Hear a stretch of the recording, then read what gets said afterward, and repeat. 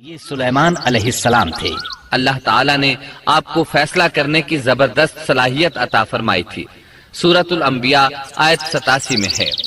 اور داؤد اور سلیمان کو یاد کیجئے جبکہ وہ کھیت کے معاملے میں فیصلہ کر رہے تھے کہ کچھ لوگوں کی بکریاں اس میں چر چک گئی تھیں اور ان کے فیصلے میں ہم موجود تھے۔ ہوا یہ کہ دو آدمی ہمسائے تھے، ان میں جھگڑا ہو گیا۔ ان میں سے ایک کے پاس کھیت تھا، اس میں اس نے فصل بو رکھی تھی۔ دوسرے کے پاس کچھ بکریاں تھیں۔ بکریوں کا چرواہا رات کے وقت دیوار والے دروازے کو بند کر دیتا تھا تاکہ بکریاں نکل کر فصل کو نقصان نہ پہنچائیں۔ ایک دن وہ دروازہ بند کرنا بھول گیا۔ بکریاں کھیت میں آ کر چرنے لگیں، فصل خراب ہو گئی۔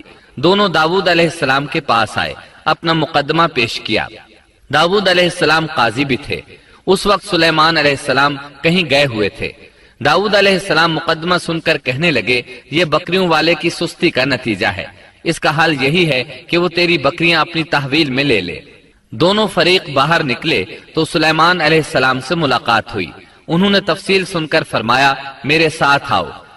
وہ انہیں داؤد علیہ السلام کے پاس لے آئے اور بولے، اس مقدمے کا اس سے بہتر فیصلہ یہ ہے کہ یہ بکریاں زمین والے کو دے دیں اور زمین بکریوں والے کو۔ جب بکریوں والا زمین کو پہلی حالت میں اگا دے گا تو آپ دونوں کی چیزیں انہیں لوٹا دیں۔ اس دوران کھیتی کا مالک بکریوں کے دودھ سے فائدہ حاصل کرتا رہے گا۔ یہ فیصلہ زیادہ بہتر ہے۔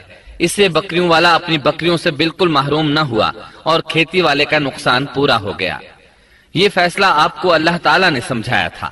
اللہ تعالیٰ سورۃ الانبیاء آیت 89 میں فرماتے ہیں، ہم نے اس کا صحیح فیصلہ سلیمان کو سمجھا دیا، ہاں ہر ایک کو ہم نے علم و حکمت سے نوازا تھا۔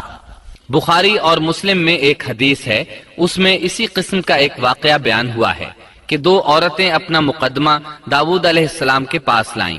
دونوں کو اللہ نے ایک ایک بچہ دے رکھا تھا۔ ایک بھیڑیے نے حملہ کر کے بڑی عمر والی کا بچہ چیر پھاڑ ڈالا۔ عورت چالاک تھی، اس نے چھوٹی عمر والی کا بچہ چھین لیا کہ یہ میرا بچہ ہے۔ داؤد علیہ السلام نے دیکھا بچہ بڑی عورت کے پاس ہے تو اس کے حق میں فیصلہ دے دیا۔ سلیمان علیہ السلام نے داؤد علیہ السلام سے اجازت چاہتے ہوئے کہا، کیا میں اس مقدمے کا فیصلہ کر سکتا ہوں؟ انہوں نے اجازت دے دی۔ سلیمان علیہ السلام نے عورت سے کہا، بچہ مجھے دے دو۔ بچہ ہاتھ میں لے کر انہوں نے تلوار نکالی اور دونوں عورتوں سے فرمایا، میں اس کے 2 ٹکڑے کر کے تم دونوں میں برابر برابر تقسیم کرنے لگا ہوں۔ یہ سن کر بڑی عورت بولی کہ ٹھیک ہے، جبکہ چھوٹی عورت مامتا کی وجہ سے چلا اٹھی کہ آپ اسے زندہ رہنے دیں اور اسے دے دیں۔ یہ سنتے ہی سلیمان علیہ السلام بول اٹھے، تو ہی اس کی ماں ہے، جس سے اپنے بچے کے ٹکڑے دیکھنا برداشت نہ ہو سکا، پھر بچہ اسے دے دیا۔ سلیمان علیہ السلام کا ایک تیسرا واقعہ قرآن میں یوں ہے، سورۃ النمل آیت 17 اور 18 میں ہے، اور سلیمان کے سامنے ان کے تمام لشکر جنات، انسان اور پرندوں میں سے جمع کیے گئے، ہر قسم الگ الگ کھڑی کر دی گئی۔ جب وہ چیونٹیوں کے میدان میں پہنچے تو ایک چیونٹی نے کہا، اے چیونٹیوں، اپنے اپنے گھروں میں گھس جاؤ، ایسا نہ ہو کہ بے خبری میں سلیمان اور ان کا لشکر تمہیں روند ڈالے۔ ان تمام لشکروں کو اکٹھا کیا گیا تھا۔ اللہ تعالیٰ نے چیونٹی کی یہ بات سلیمان علیہ السلام کو سنوا دی۔